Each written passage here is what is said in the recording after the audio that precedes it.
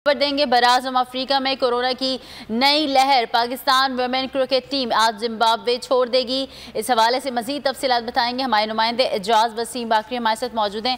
जी एजाज, बताइएगा क्या अपडेट्स हैं।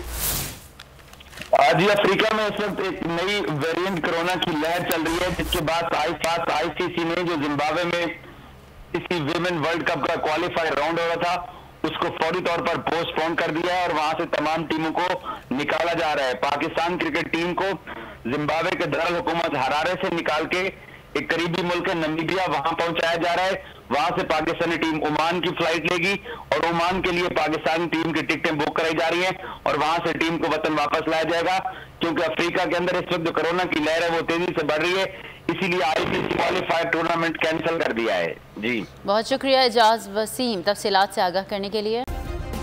सब्सक्राइब करें और बेल दबाएं ताकि कोई खबर रह न जाए।